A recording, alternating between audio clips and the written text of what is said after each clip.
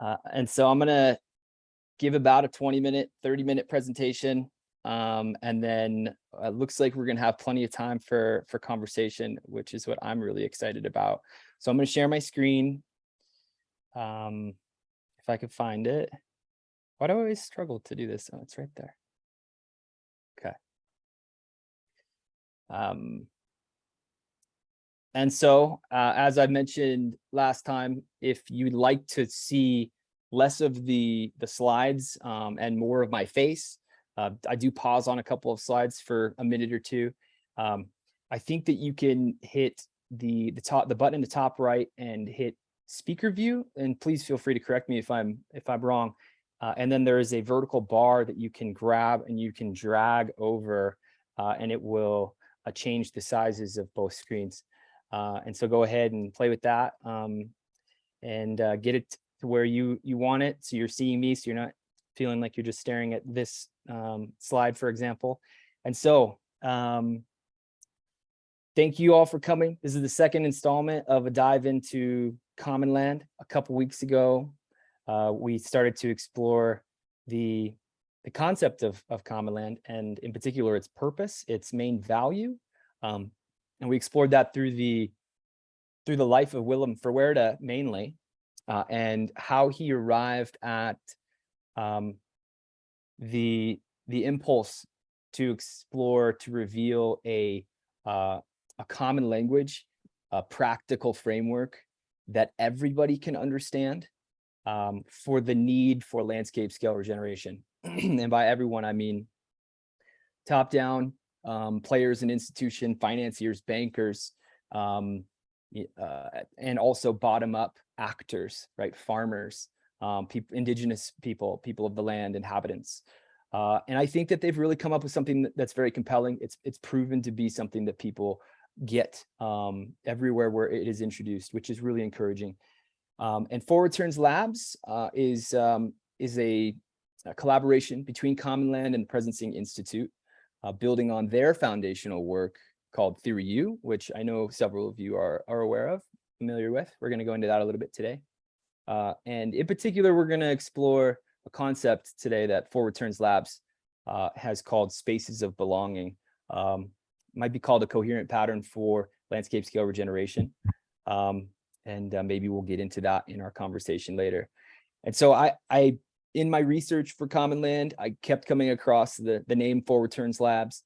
It always sounded intriguing, whatever little bit of information that I could glean, but I couldn't really get a sense of what it was that they did until I stumbled upon this paper about a week and a half ago called Creating Spaces of Belonging for Large Scale Landscape Restoration, and read through the paper, loved it, felt like it really informed a lot of what we're doing in this space.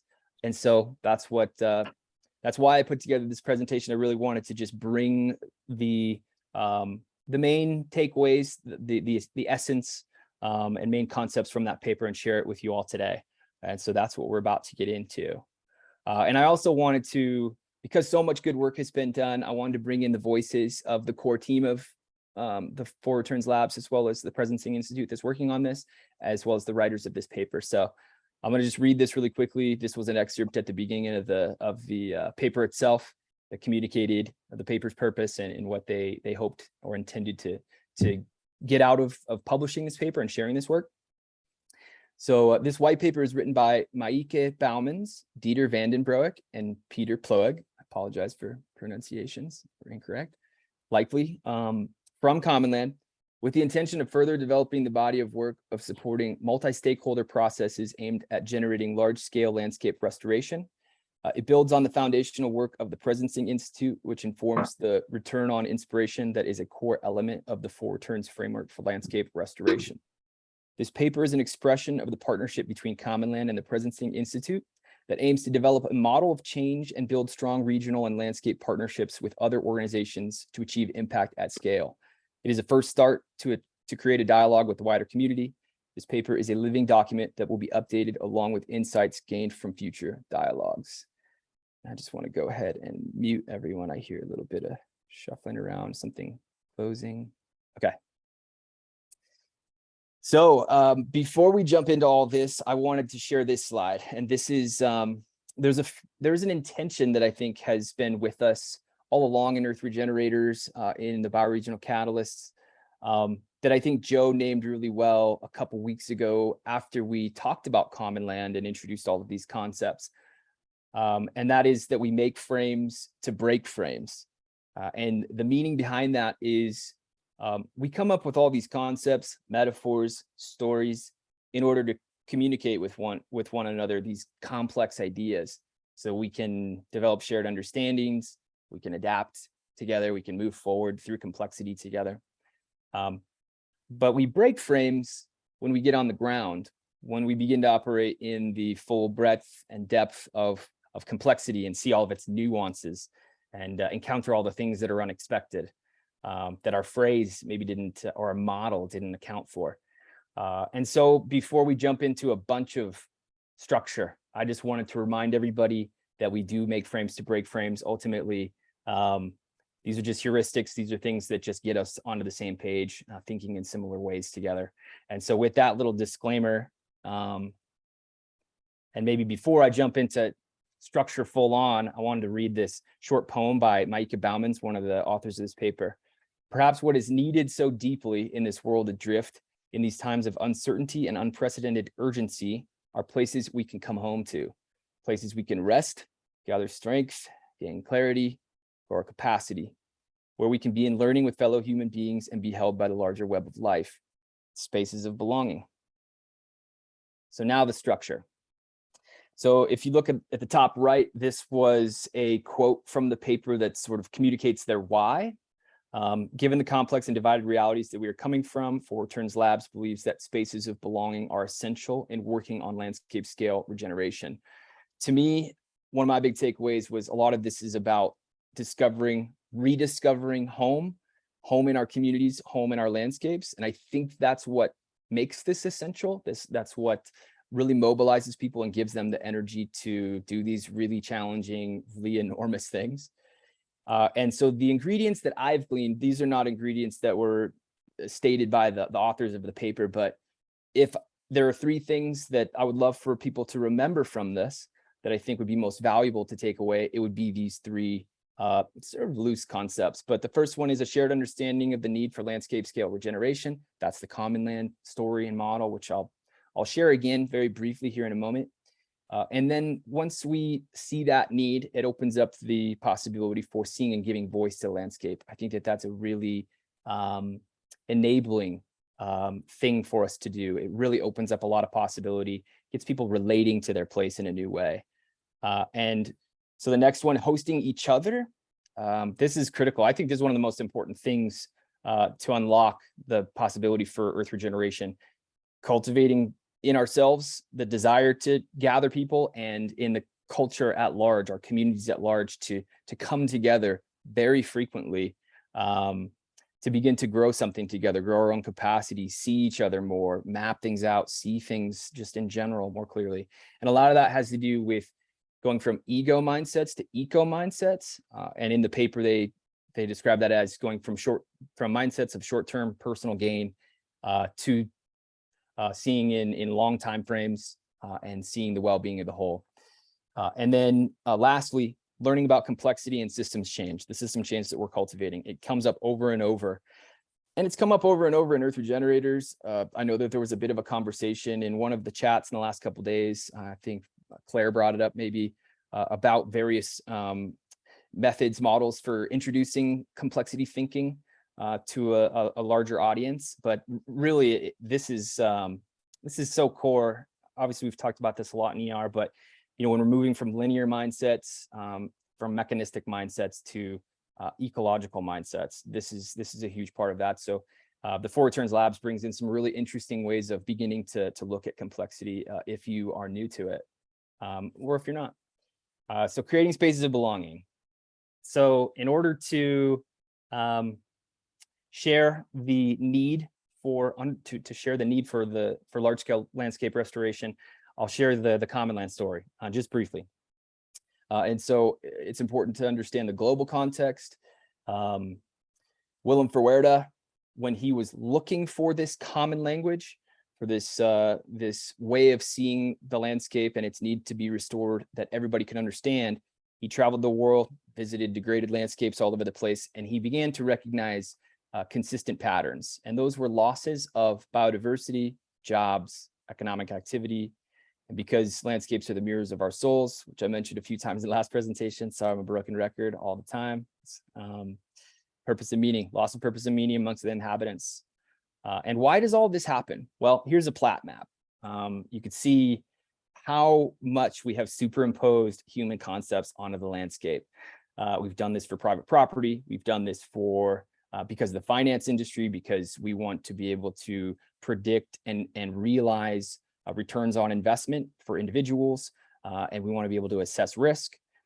And you can see clearly in this image how challenging it would be to steward this waterway up here in the top right of the screen, as well as this one that goes through the middle, when it is so deeply divided. How do you bring people together? Well, that's where we bring in the integrated landscape model put together by Commonland that begins to explore how we integrate landscapes, and they've been using this to much success over the last 10, 12 years. It's driven by the 5 process elements over here on the left that are sort of wayfinding tools for people on the ground to form landscape partnerships and then step through these processes together to realize progress, if you will. I know that's gonna maybe misuse that word in this crowd, but evolution, adaptation. But I really want to point to the second column here for returns. When we go from fragmented landscapes where we're experiencing the 4 losses to integrating our landscapes, we experience the 4 returns: the return on inspiration, social, natural, and financial returns. And so I mentioned that understanding complexity is such a big part of this. And in the paper, I saw this model here that they presented, which I believe they intend to be an easy entry point for people to begin to understand complexity as it pertains to landscape restoration. And so they've broken it down into 3 different types of complexity: dynamic complexity, cause and effect are distant in both space and time. This is where we begin to cultivate a whole systems approach. You can imagine why this is so important. Landscapes are obviously very large, and Commonland has demonstrated that we have to be thinking in long time scales, generation plus. And so that's going to get people thinking in different ways to start things off. And then there's social complexity. If we're working across the landscape, there's just going to be so many actors involved with so many different views, different interests. And so how do we begin to think about that? How do we begin to incorporate all that and see all of that? So hopefully that gets people thinking differently as well. And then my personal favorite, this is where the magic happens: emerging complexity, disruptive patterns of innovation and change. This is where we're coming together, we're sensing, we're presencing, we're learning, and we're coming together in new ways, and we're becoming the orchestra, if you will, and becoming more than some of our parts. And so with these 3 in mind, I think that it's enough to get the conversation started around complexity and begin to start thinking holistically. And then furthermore, in navigating complexity, we have theory U. These are the 5 processes that they present. If you remember the 5 elements, the process elements from Commonland's integrated landscape model, I shared 2 slides ago. We see that there are parallels, right? Each of those 5 processes show up here. And then we have their corresponding theory U process around how we collaborate on that particular process. So it starts with co-initiating. This is where we create the landscape partnership. This is where we discover a common intent. We begin to see the landscape and represent the landscape. And then we go deeper. We start to co-sense together. We're observing, we're learning. And then once we've got those as our foundation, we can begin to strategize together. We can begin to integrate our individual aspirations, our individual intentions. And because we're seeing the whole, we're identifying opportunities where we can co-vision, where we can find plans that we are all excited about. And then once we've made that much progress, once we're there, once we have that foundation, those conditions set, then we can begin to co-create. We can prototype, we can see what happens. We can see what happens in context. And then co-evolving is when we scale up what we've learned from the prototypes, we begin to look forward to feedback loops and continue learning, regenerative projects that we want to support in the future, and we get that cycle of adaptation going. Okay, and moving from ego to eco mindsets. I wanted to show some pictures of Barichara because you can feel the collaborative mode coming through everyone here. You can see that they are moving beyond self-interest. They are seeing the whole. They are coming together. I'm sure, you know, there's conflict resolution. That's part of it. That is the process of coming from disparate, separate parts into a coherent whole. And they're learning about the ecology. They're learning about the local ecosystem, and they're becoming part of that as well.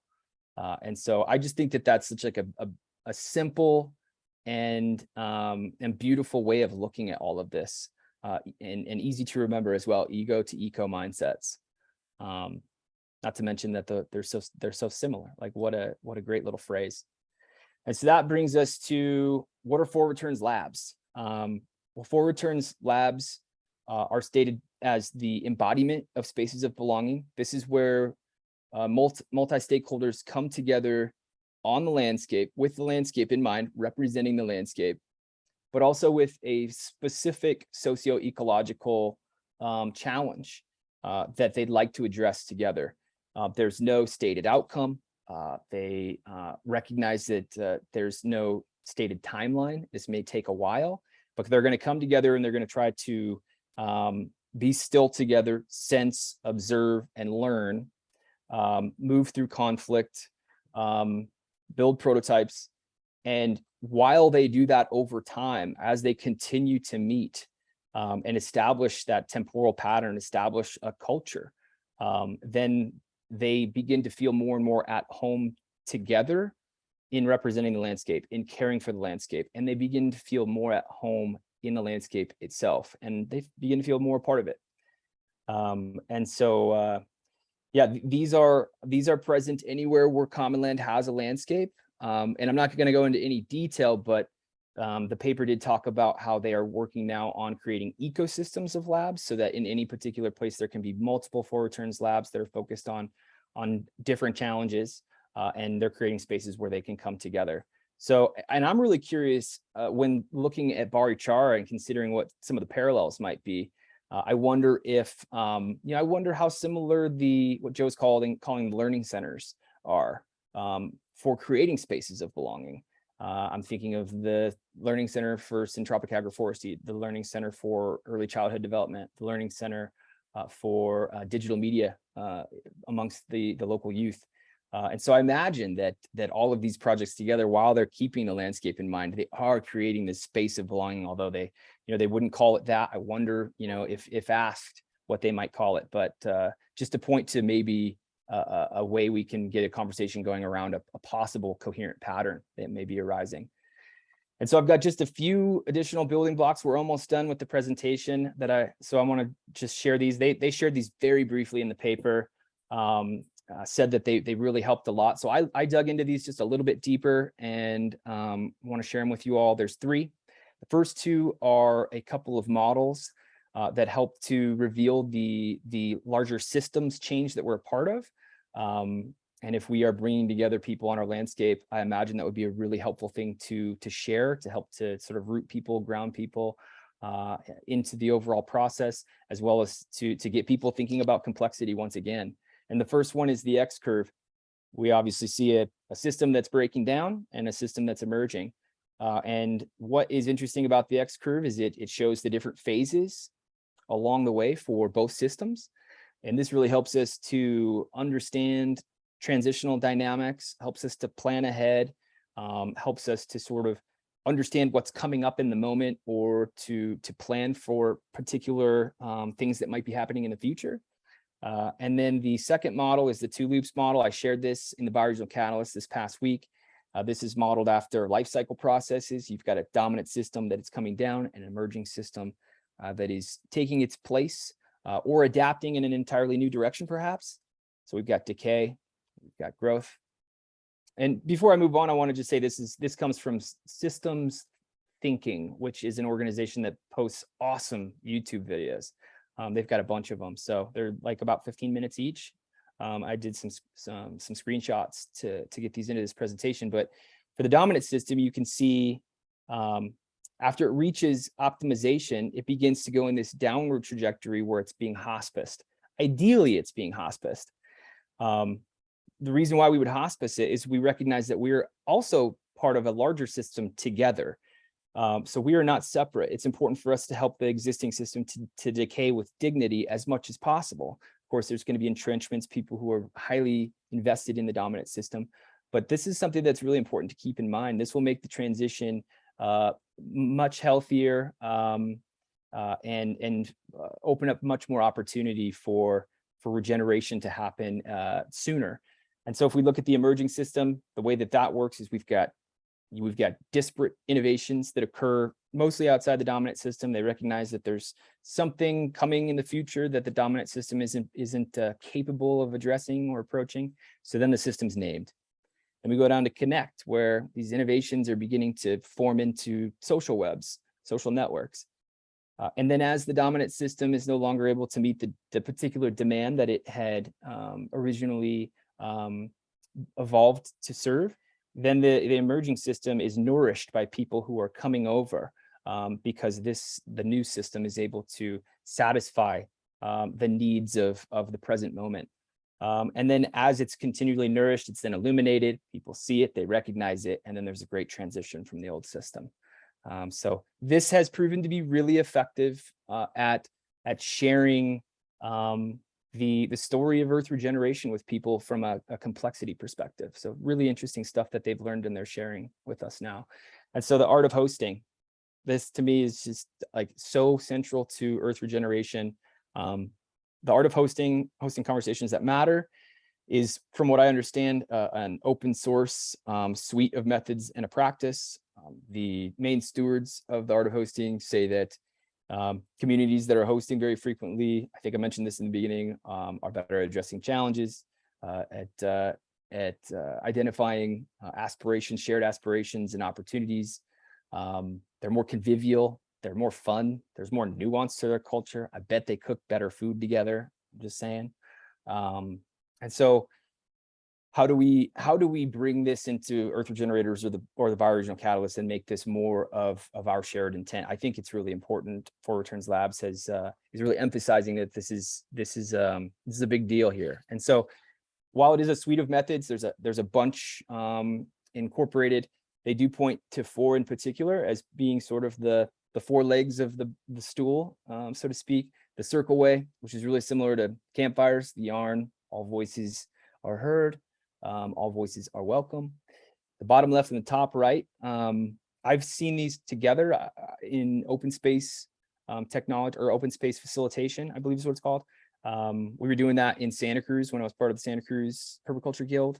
And it was really fun. We would bring like a topic, and people self-organize around subtopics that they introduce themselves. The cafe metaphor comes in when people spread out into tables or small groups and explore a subtopic deeply, and then people can move around as long as one person sort of stays at that particular at each subtopic and holds that space.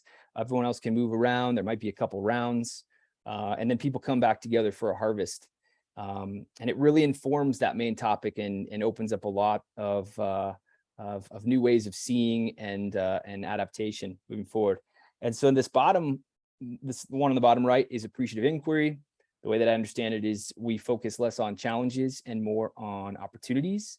And if we think back to the 2 loops model, it seems to me like if we're thinking more about opportunities, we're thinking more about the emergent system, which is really interesting, an interesting parallel there.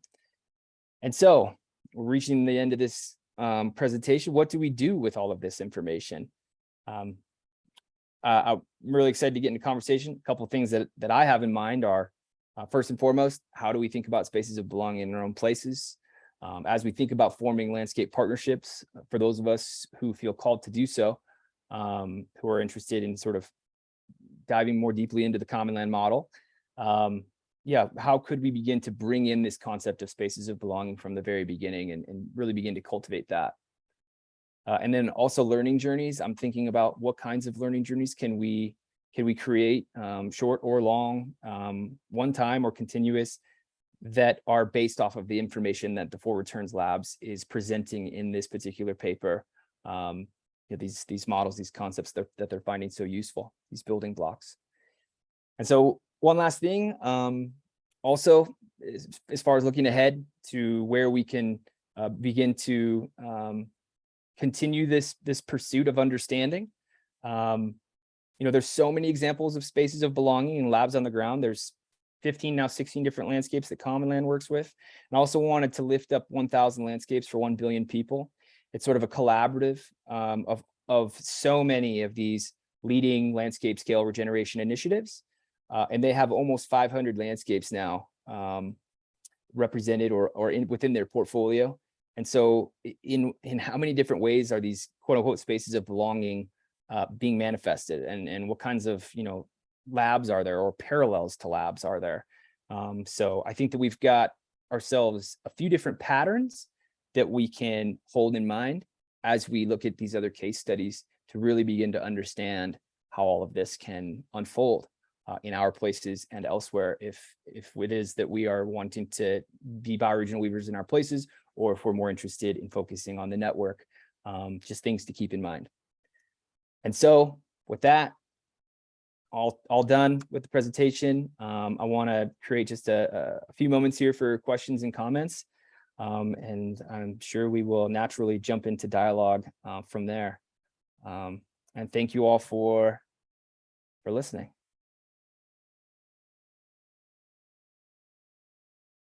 Thanks. Hey, Dan, how are you? Good to see you. Lisa, she's clapping from the garden. Thanks, Lisa. Hey, Poyam, how you doing, buddy?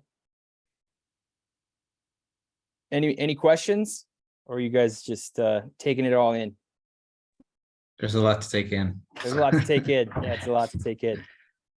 I tried to simplify it as much as possible, but it was a lot to take in for sure. Yeah. I guess one of my initial internal responses, I guess, I don't know what to call that, at the end, you talked about some things that seemed like aren't completely connected to Commonland, but are related, like the art of hosting, some of these other methods of communication and sort of bringing people together. And several of those I'd never really heard of, and I don't really know much about. I'm definitely interested in learning more. And sort of one thing that just happens in my mind as I'm listening to you talk about it is like, feel a little bit overwhelmed, but also like how am I gonna sort of incorporate these things? How important is it that I go out and learn about these right now today? Sort of that's my wheel spinning in my head. Those kind of thoughts. Yeah, so I think it kind of depends on where you're at and what's coming up for you on the ground. The thing that I like about this is it's simple enough to where we can keep all of the ideas in mind and remember them. I mean, really, I broke it down to really 3 separate ideas, right, to really hold. And as we go out into our bioregions and do whatever work we feel called to do, it might come up that somebody doesn't understand systems thinking, and then you say, okay, well, I guess I'll circle back and look into that X curve in the 2 loops model, and how can we also be a place at the Bioregional Catalysts where we're sort of holding all of these models as well. And then when you find a need, you come and sort of, so you're not having to do all of this research. You're not doing a degree program before you go out. You're adapting along the way. Like, how can we create a space in the Bioregional Catalysts where we can provide that, that support and that learning? So, yeah, is that sufficient for an answer? Absolutely. I mean, I think one of the things I did think about is like, okay, like if I needed to come back to review some of this, where would I go? Like, could I watch this webinar? Is there a place where these are like laid out somewhere, and something we can add to that? Yep. Kind of a model, this, keeping in mind what you've mentioned at the beginning, we build frames to break frames, but it's helpful to have something to touch back on if we're feeling stuck or whatever. Yeah. We make frames to break frames. The rhyme's important. What did I say? We build frames to break frames. Yeah, we make frames to break frames. It's all good. And can you remind me again? So you said you broke it down into 3 sort of building blocks. What are the three that you're referring to when you say that? Yeah, so it's the need for landscape scale regeneration, that story, right? That's the foundation. And from that, it's a loose connection, but I connected to that the idea of speaking for the landscape as well. I think it's sort of born out of that when you like go deeply into the need and feel that and live into that for a while and learn about the nuances of that. And then I talked about moving from ego to eco mindsets.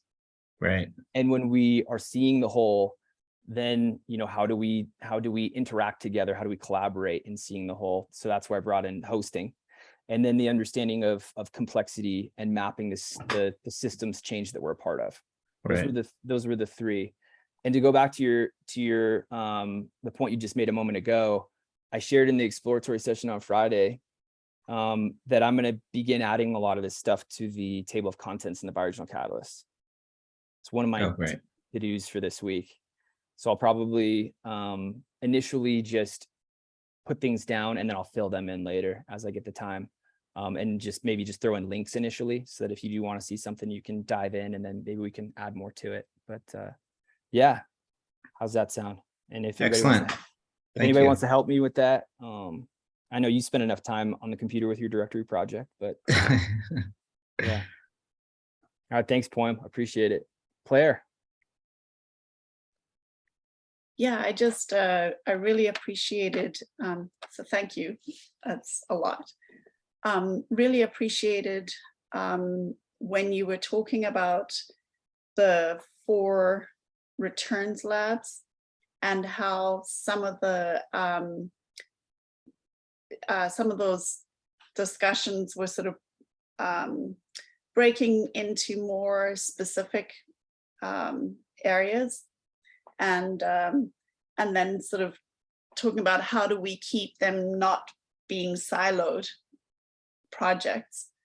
And one of the things that I was just thinking about, I've been thinking a lot about the stuff going on in Cowichan, and hearing from a few different people saying, oh yeah, but a lot of these people sit on about 5 or 6 different boards that are all interconnecting. And I think that was part of what I was also picking up on, was that people were really aware of what other areas, what was happening. There was this cross-linking. It's the actual people who see those connections and who keeping those connections through conversation alive and synthesizing the stuff going on. And so, yeah, I just thought I'd bring that example in because, yeah, and the other thing was, there's this really funky cafe called The Garage, and it's more than just a cafe. It's like a cafe, and it's got a bookstore, and it's got like all this other stuff that's growing up around it. And just about everybody I spoke to was like, oh yeah, we meet on whatever day at The Garage. Well, it's just like a lot of the locals, so a lot of the stuff is shared there too. So anyway, I just wanted to, I don't think that often gets left out of any sort of more formal descriptions, maybe not Commonland, but those informal things are really important to understanding how the linkages happen. So. Yeah, I'm with you there. It's campfires, right? Yeah, the informal social spaces are essential. The in-between spaces. And yeah, I think that, so yes. Yeah, how do we, and community kitchens, right? That was part of the inspiration behind community kitchens, is to have these informal spaces. I think that they're, that's where I want to be, right? I think that that's where all this stuff can grow out of. As far as the coherence across the more disparate efforts or labs, if you will, to use their language, it'll be really interesting to see what comes of their research into these ecosystems of labs. The way that I see it is maybe starting with like one socio-ecological challenge, and is more feasible. You can bring multi-stakeholders together, and you can just focus on one thing, and you can begin practicing giving voice to the landscape. You can begin practicing all of these other building blocks or ideas that they present. And then once a need arises for coherence, to maybe another lab is born. There's another socio-ecological challenge that's identified and people want to work over there. Yeah, what is that cohering function is really important. And like you, I mean, you're sensing the need, and that is what they pointed to in their paper as being like their next step. So it'd be really interesting to follow that and see what happens. Yeah. Vivek, did I just confuse you? That's a confused look. No. Thanks for presenting everything. It is a bit over my head. Like it's very intellectual, and it takes time for me to kind of chew through. But I really appreciate what Claire said about like what is the garage spaces or things in between, because that's kind of, I thought that arose was like, I guess some on here are more affiliated with like doing these, what feels like a much larger weave, because they may have it be in a position of power. Then there may be some like, where for myself, like my thing is like, I spent the past few days removing bees, and I now know about 4 people in the neighborhood that are beekeepers or do something related to that. And thinking in terms of like Ashley Colby style, like around this like spark of interest, like how that can lead, like how one can like at least get over the introversion fear of like, I don't want to host anything that least anyone together to saying, okay, let me try something very informal to we people together and like, hold some bits of thinking around, what you've talked about in the Commonland model, or just like thinking in terms of the functional landscape. I don't know where I'm going with this, but just yeah, just I guess I'm grabbing at like what's for some people has been the much smaller steps that they've taken before, for like say Poem, he has like a whole big thing, but like, what were some of those very earlier steps of, weaving people? So Yeah. So yeah, a couple of things come up for me. So yes, this was really intellectual or conceptual. Being in a virtual space, I find it difficult to stay away from that. It's gonna be so much easier when we're on the ground and we have these informal spaces. Then we can just be together and we can experience things without concepts and without having to explain them. We can just live through certain things. And the other thing that I wanted to bring up that you mentioned is where do we start in this group? And that has been something that I've been thinking about a lot as I've been looking at this Commonland model, as I've been looking at 1,000 landscapes and these big, really effective landscape scale initiatives. They're doing amazing things. They're regenerating like unbelievable amounts of acreage or hectares worldwide. But it's a lot of people coming together. And there's a lot of people on the ground that are gathered together by what I'm sensing are more organized initiatives. It's bottom up, but not quite as bottom up as we are. And so I've been wondering a lot, like, how do we approach this from anywhere, right? Like anybody that comes into the Bioregional Catalysts, they could be alone in their bioregion. How do we how do we think about connecting the very, very grassroots to these models, these Commonland models? I mean, it's these landscape partnerships. It's really, I think that's an inquiry that's like really alive for me right now. And I'm seeing RJ's hand. I was also seeing 4 hands on the top of the screen. RJ, did you want to respond to what I'm saying right now, what I'm bringing in? Or do you want to jump in the back of the line? Yeah, I do, I think, Benji. And I don't want to take it off on a tangent. Coherence and talking about where we're at. We're going to make a couple of dangerous comments. Might call them provocative comments. I see Commonlands, and it's a very coherent model, very coherent, one of the best. And the first thought that comes to mind is, where have you been all my life? Why hasn't there been something like that out there to work on, for several years? And I'm having a really hard, and this is where bioregional catalysts come in. I'm having a really hard time thinking that maybe Commonlands would be interested in what we're doing here in our own bioregion. And that's several reasons. One of being the United States, where we have everything, and having worked in a lot of other areas that have very little except the community.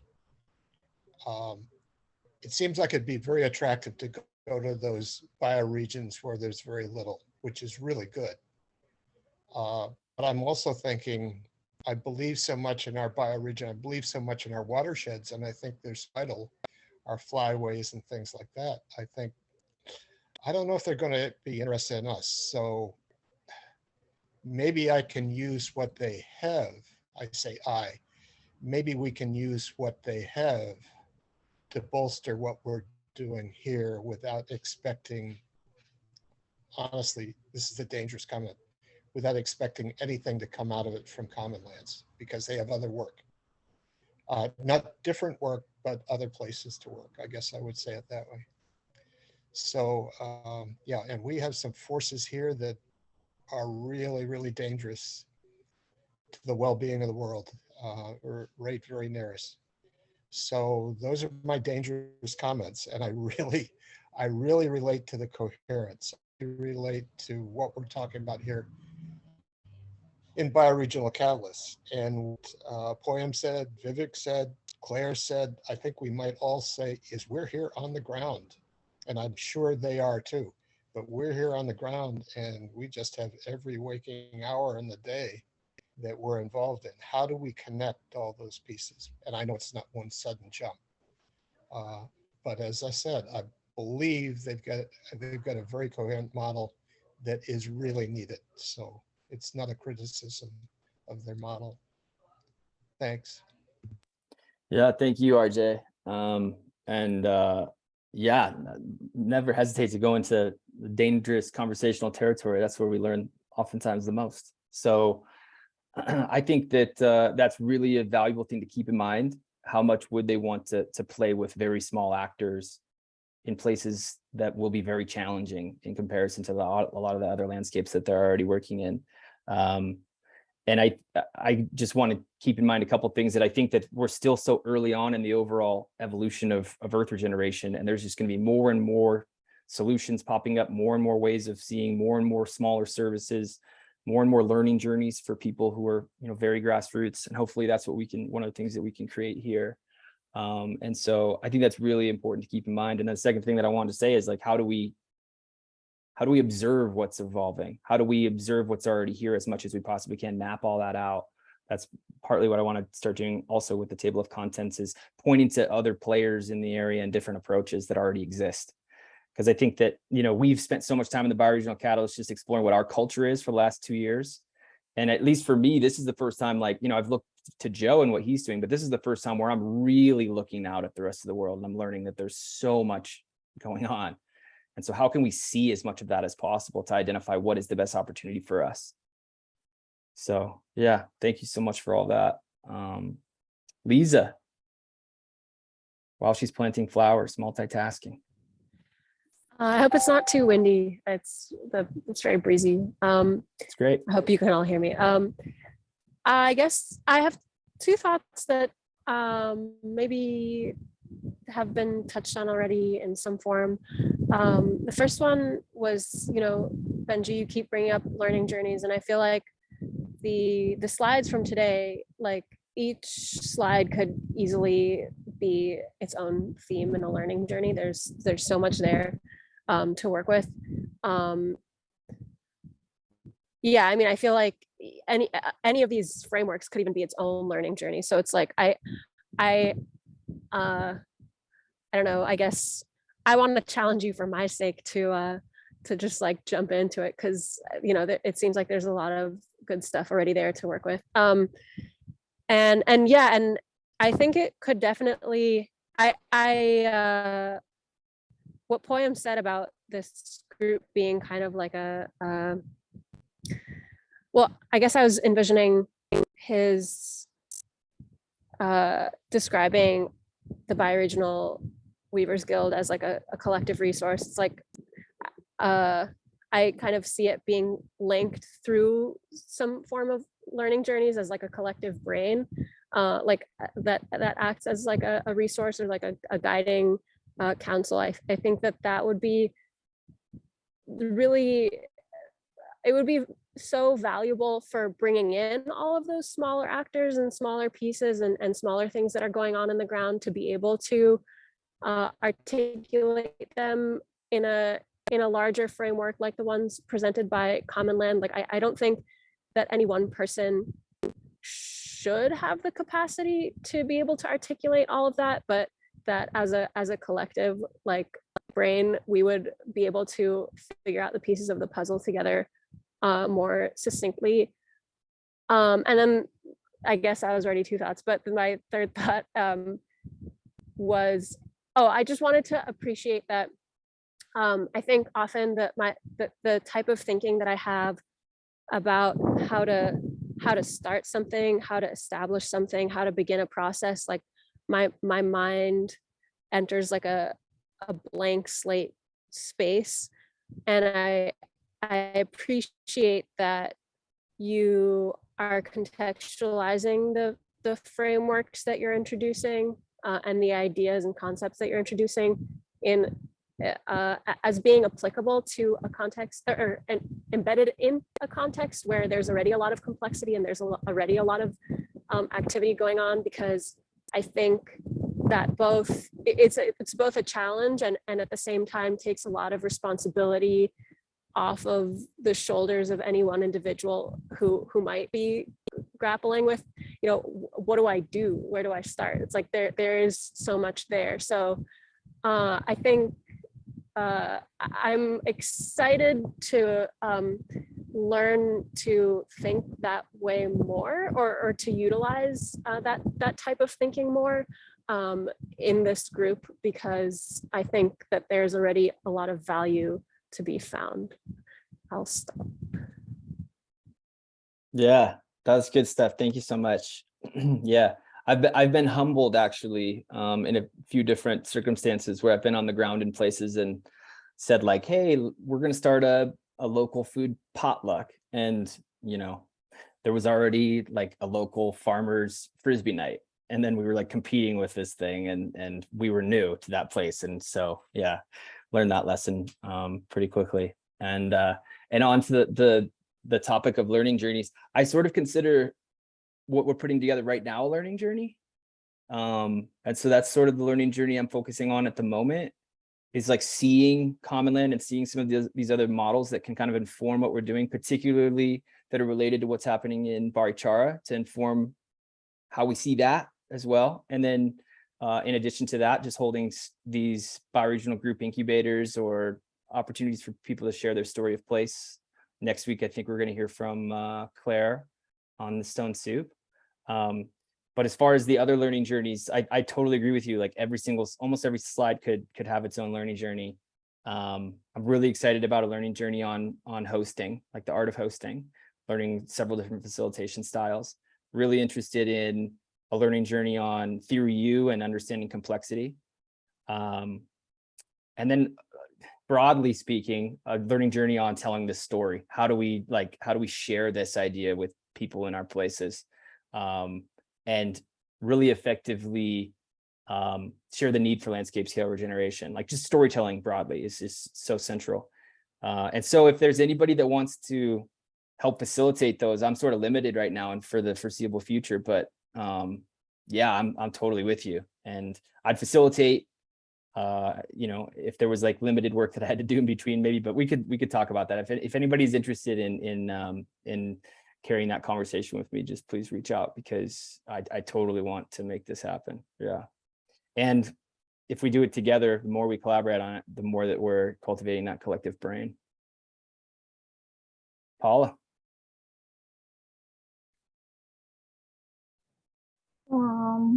Yeah, I'm now thinking that maybe I shouldn't have raised my hand because I don't know what I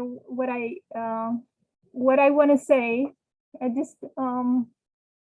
I don't really have too many dilemmas, which is sort of weird. It all comes like it's all so coherent because I've been like exploring on the one hand, like both the Commonland model, like last year, just I did a course there.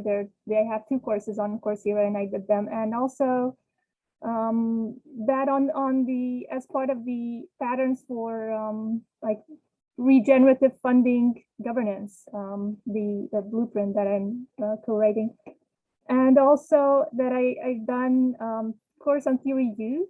And they kind of everything's so much, it's very coherent because like the main finding from regenerative funding, from how to fund regeneration, is that you have to pay attention on the process and not just individual projects. And the theory use facilitates and hosts the space for a project for this kind of process. I've been in 2006, I mean here in Colombia. And I did the course. I linked it on edX. So I don't really like generally like these MOOC kind of things because they're like so individual. You know, you just go and you watch some videos and you maybe fill in a questionnaire. But I found a group of people when we met like in person to discuss these ideas, in Theory U. And it basically takes you from this very personal dimension of regeneration and what does it mean to listen, to pay attention to yourself and to others, and to like go into very even like ever deeper levels of listening to, let's say, a generative listening. And you're not doing the journey yourself, it's together. So that was the context of the peace agreements in Colombia. And we sort of prototyped some like little project of making videos about what the peace agreement means to people in Colombia. And it didn't really evolve, but it was such a powerful process. And I can totally understand how it can be applied in a landscape context where you have all these stakeholders, you know, including the landscape itself. When I was doing my master's in sustainable life systems, we actually applied it in one of the Colombian landscapes, where we applied a part of this theory methodology called the social presencing theater, where you sort of embody with your body, you play the role of some actors in the system that is not yourself. And that was so powerful in creating communication, coherence, empathy among the participants in that landscape.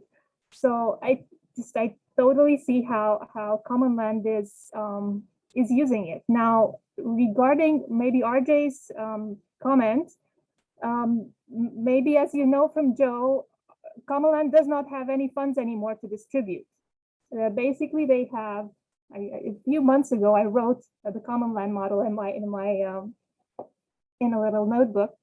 So they have a Commonland Foundation, and they have a Commonland Fund, and the foundation holds this process and develops so it's like philanthropic funding that holds this and develops a landscape restoration approach, and it keeps the stakeholders together, and then you have the fund who funds like commercial types of enterprises.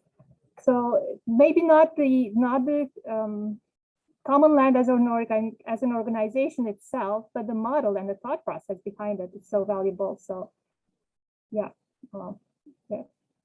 I don't know. I don't know if I was coherent, but I'm done. I'm so happy to go after you, Paula, because of all of the many pieces that I've heard today, it's Theory U that sits with me. And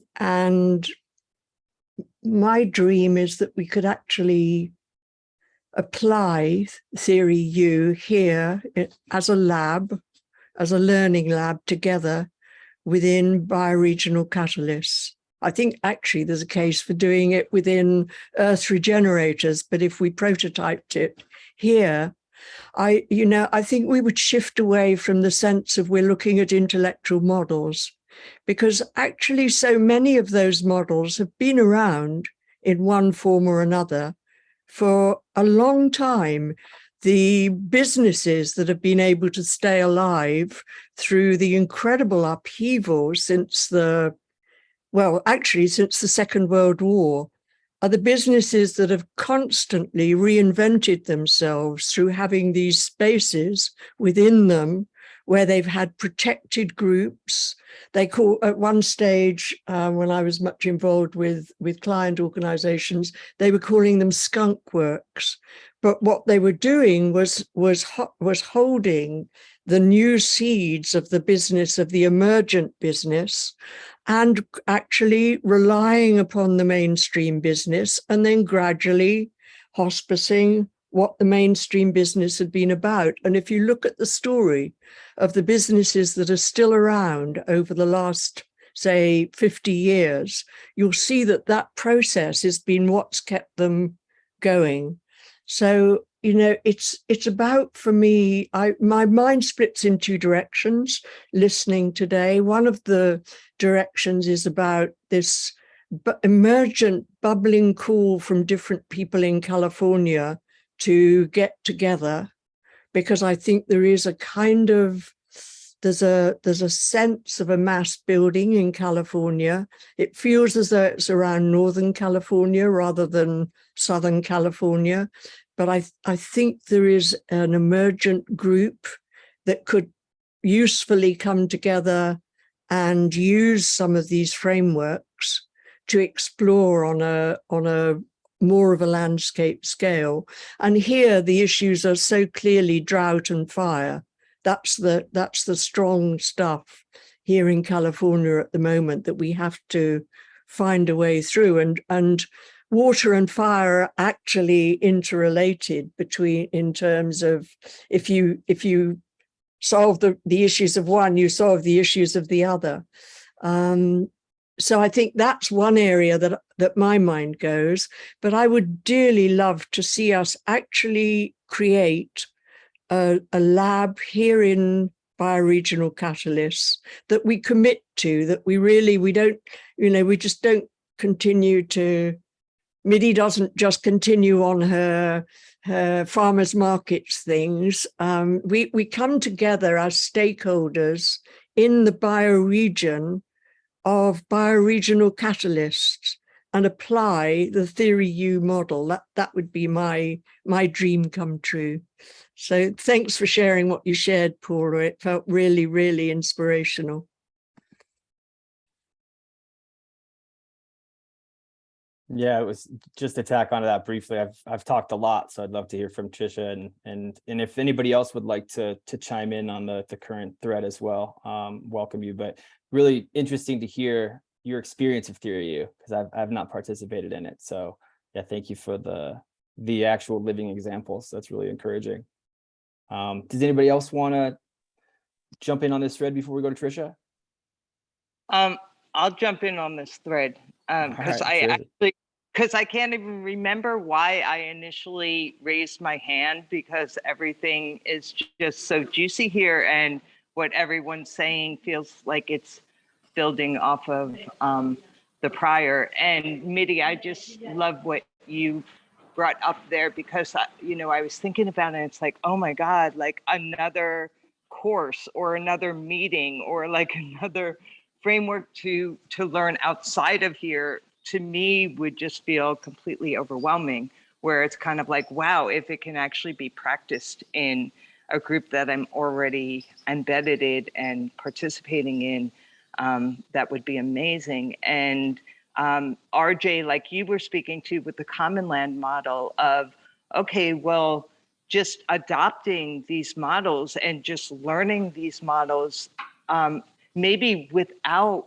that formal connection, to me actually feels way more alive, because it then allows me to adopt it to my own bioregion, right? To my own actual situation that I'm sitting with here on the ground. And now I think I'm remembering why I originally raised my hand, which was around the issue of well,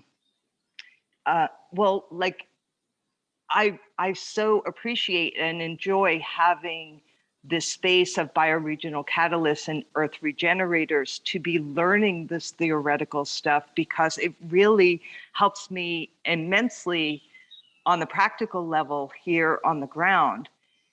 And then I think of things like hosting things, and I recognize that in order for me to have like real validity in doing that, I have to do that with a local partner. And then I looked at what our situation is here locally and how, you know, none of us really have the tools that are necessary to feel comfortable doing these things, to really kind of take these conceptual, intellectual ideas and bring them into an experiential basis, especially as I'm thinking about it within the context of the people here locally who are much more, you know, they're rich in experiential capital, but they don't have formal education that's going to allow them to grasp these concepts in this theoretical way. So by me, I feel like being able to participate in it, then it almost seems like on some level I could translate that in a much more practical way and do this accompaniment with my community here as I'm getting this accompaniment within the cloud. So I think that wraps it up. Thank you very much. And Benji, wow, like just phenomenal and just incredible. Thank you so much. Thank you, Trisha. Yeah. Well, I have a response to Trisha, but like I mentioned before, I've been talking an awful lot. Does anybody else have anything that they'd like to respond to as far as what Trisha brought in? Pamela. Yeah, with regard to what Patricia brought in, which I think is a great idea, really well expressed. All of you have been saying things that are really enlivening. One of the things that the 6 conversation series that was hosted with OSA was really valuable. I kind of don't like to see that getting entirely lost. I'd like to have that tucked away someplace as a really valuable tool that I think really, I'd like to actually know more from you, Trisha, what your digestion of that experience is. But it is something that still seems alive for me in this space. But there are so many different models being presented. And the Theory U sounds like it has caught fire, but there were, with each of the models that you presented, Benji, I found myself like really like having one session on each of them just to get to know them a little bit better, because it's so easy to get swept into one particular thing, but there seemed to be so much, there was just so much there, and there just wasn't enough time to be able to catch it all. I don't know how to address that dilemma, which exists everywhere these days, other than to say thanks for bringing them up. And I'll have to look at the video again to catch what the other things were. And it's easy to persuade me that Theory U is a good place to focus on, especially after your lived experience with it, Paula. Anyway, poem. If I could just respond really briefly to what Trisha brought in. So if we were to introduce a Theory U process in the bioregional catalyst, first off, we'd have to identify a shared intent. And is that intent to cultivate a learning and support ecosystem for aspiring bioregionalists everywhere? That's sort of what we've been pointing to as our North Star. And I think that'd be really interesting to organize around that and step through the processes, but we would have to arrive at a shared intent. So that'd be step number 1. And then just the second thing that I wanted to bring in, Trisha, with regards to all these like conceptual ideas, these models, these frameworks being hard to communicate on the ground. And it sort of also ties into this discomfort around being like a representative of like hosting everyone and wanting like a partner. I think there's some part of, or in some way, shape, or form, representing the landscape and seeing it holistically sort of resolves both of those. Because I think that when we like look at the whole system, it's almost intuitive. I think people can see it when they see the whole system, and you really begin to understand its functions, how the rivers work, like very practical, real world things. I think that might open the door to a greater shared understanding without having to dive into these concepts. And then, you know, as Joe, I think, is demonstrating by speaking for the landscape, it kind of gives us the ability to host, but we're not the hosts necessarily. The landscape is the host. We're representing the landscape. We're just doing it wherever we have available to us. We're creating that space. I think that might be part of the, like, an important intention to hold, but I don't know. That's something for us all to explore. And I don't mean to open up a can of worms when Poem's got his hand up patiently, but maybe it's enough to just bring that in. And if anybody feels like they need to respond to that, I'll invite them to do so. But otherwise, over to Poem. Yeah, you got me. You got my mind working on that. Sorry. No, it's good. It's good. I feel like it's an important concept, and it kind of ties in with what I'm going to talk about, I guess. You know, when Vivek was talking, I was going to respond, and then I just decided I've talked enough. I shouldn't respond. But then later on, things kept coming up, and I just wanted to address. So I have this big, like, sort of digital network of people, but the interconnections between the people, like, are missing.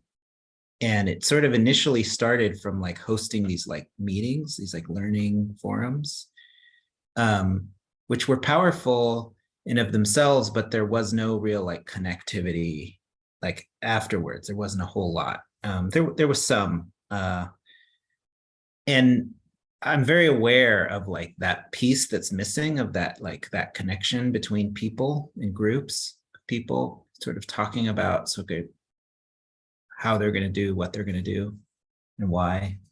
Kind of the shared understanding piece, I guess.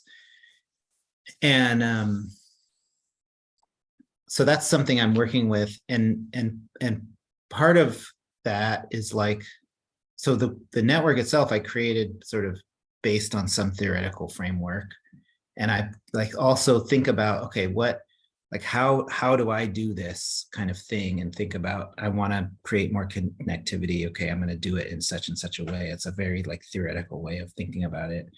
But I, you know, in this conversation, a lot of what comes up is like, maybe it's, well, for one, I can't do it. Like, I can't, it's too much for me to do. I can't. I keep seeing that over and over again, and I don't know.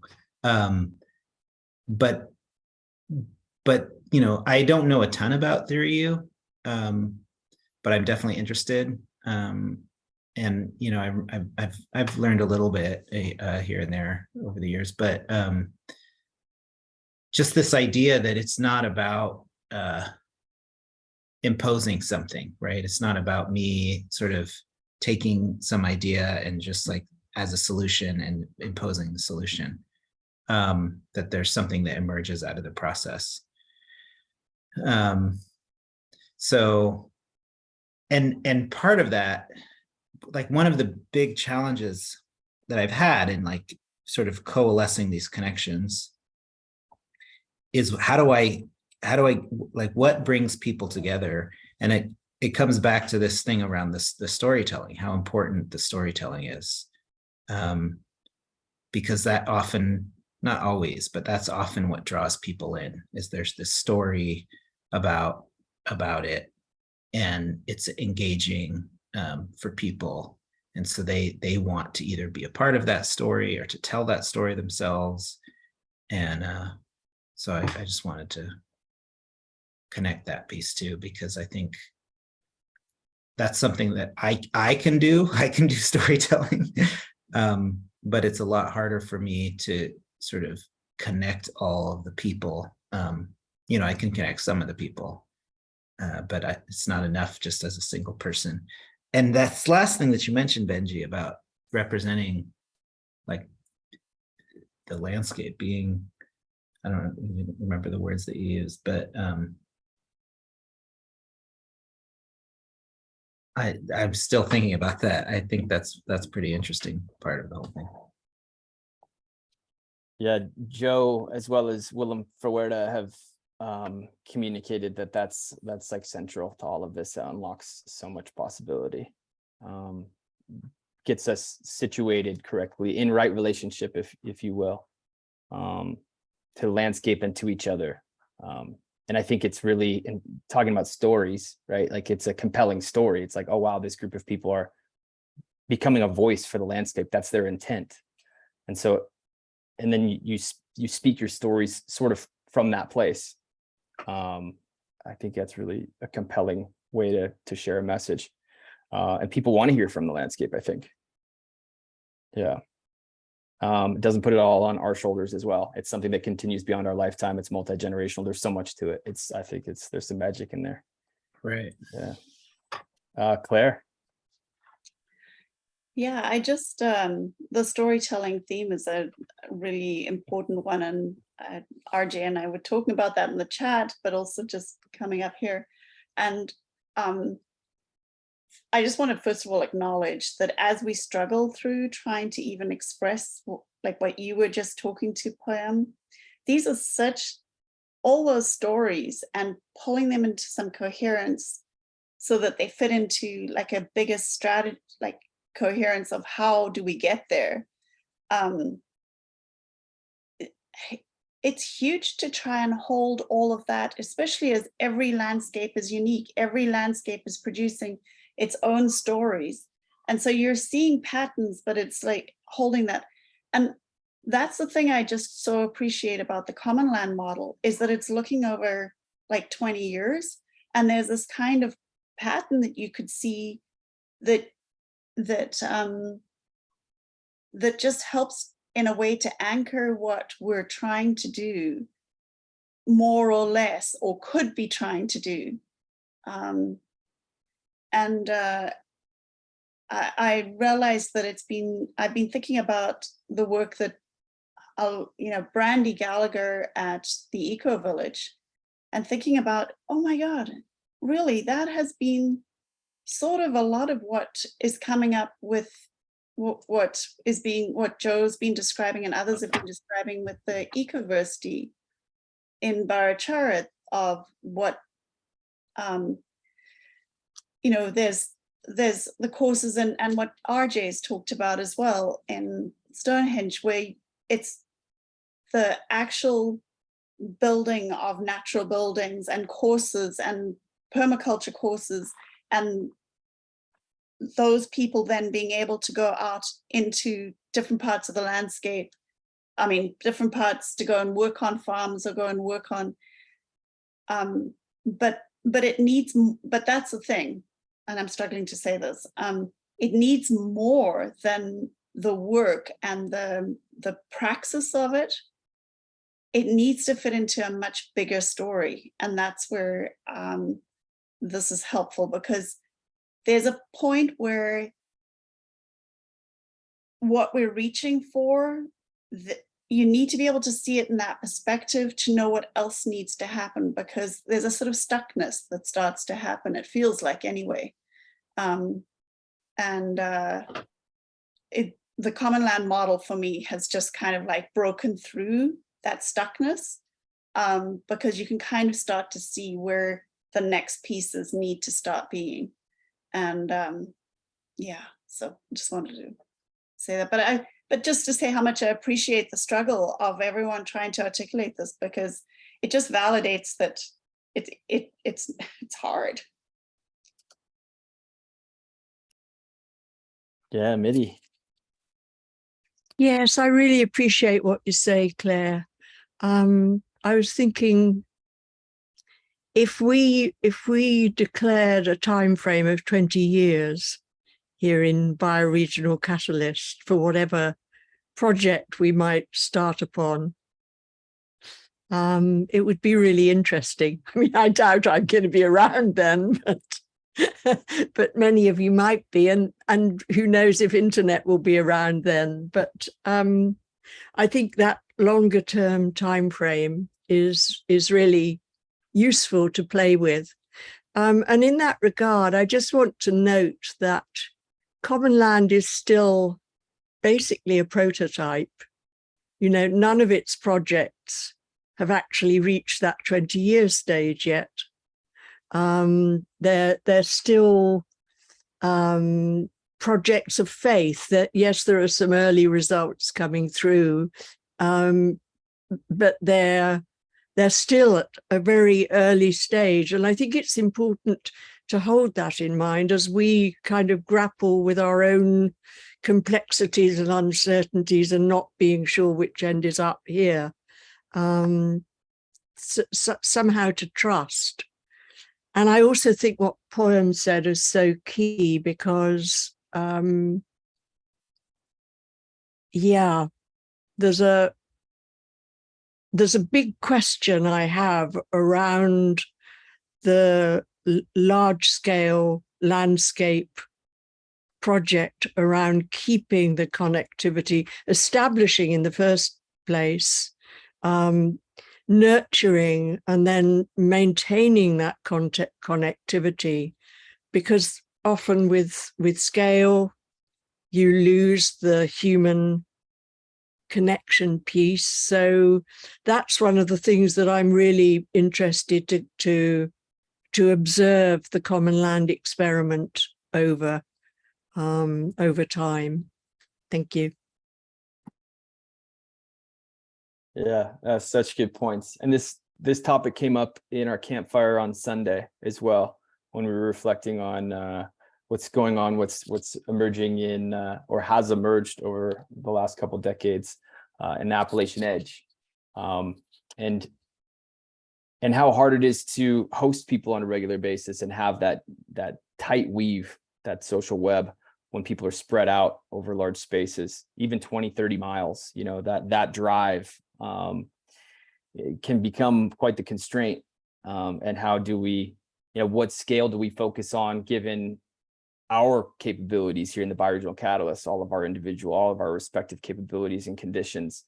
And then how does that differ from landscape and what they're trying to accomplish? And, you know, they're going much bigger, and how are they able to effectively meet people together? This would be a great question to ask somebody if we could ever invite somebody who's actually in a For Returns lab that's working in a Commonland landscape.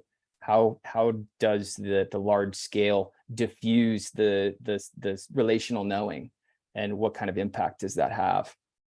Yeah, scale is a really important question, because you don't want to go too big such that people no longer identify with the same needs as well. You know, identifying a shared vision, a shared aspiration is really an effective motivator. It gets people out, gets people going to meetings, actually prototyping together, doing all of the work, right? But if you're so spread out that you can't really connect with people on the same aspirations, I think that diffuses the project to some extent. And so scale is going to continually come up. Yeah. Poem, and then we've got 3 more minutes. So I just want to point that out. We're nearing the end. Yeah, I just wanted to speak about what you're saying, that this scale, both in the human network, but then also thinking more about this idea of speaking for the landscape. When you're talking about a large landscape, different areas of the landscape can appear very different or act very different, even though they're intimately connected and affect each other in like very concrete ways. One, like just like a river, for example, like the headwaters seems very different from the delta, which is very different from the valley, and yet they all are connected. They all affect each other. I mean, maybe the valley doesn't affect the headwaters, maybe it does. Who knows with the small water cycle situation? But even that way, in speaking for the landscape, there may be a group of people that live in one area and think this is the most important thing we need to do. But there may be another people that live in another location that think, oh, this is the most important thing we need to do for the landscape. So just speaking to that size and how to bridge those gaps. And I think it's, again, coming back to story, I think that's what it is. Yeah. Yeah, I'm with you there. Well, yeah, Claire, you want to bring it home? Just to say, I think sometimes there are different people that fill some of those different roles. Some people are much more comfortable being at that level. It's just, I think, to make sure the cross-pollination is constantly happening. That's where the breakdown happens if we don't make sure. Anyway, I just wanted to name that. I don't think everybody's comfortable at every scale. Right. Yeah. And looking ahead to the next initiative from the Four Turns Lab, that the ecosystem of labs, right? If you're comfortable at that large scale, you'd go there and you would serve the role of maintaining coherence, and hopefully we'll learn some lessons from that endeavor. That should be interesting. I'm really hoping that we can get in contact with Peter Ploeg. Yeah, several of the people who are involved in Four Turns Labs. We could learn so much from them, or even people like I mentioned earlier in their landscapes. The people in Western Australia. There's some stuff going on in South Africa. It'd be great to talk to some of these folks. So that's one of the things. I've been on LinkedIn just sending messages. So hopefully I'll get some responses. I did get a response from somebody from 1,000 Landscapes who is actually in Boulder. So we'll see if that goes somewhere. Hopefully it does. Yeah, we're at time. Thanks so much, Dan. It was good to see you. Sorry, there are a couple people we didn't get to hear from, but thanks for coming. I really appreciate you. Merritt's good to see you around.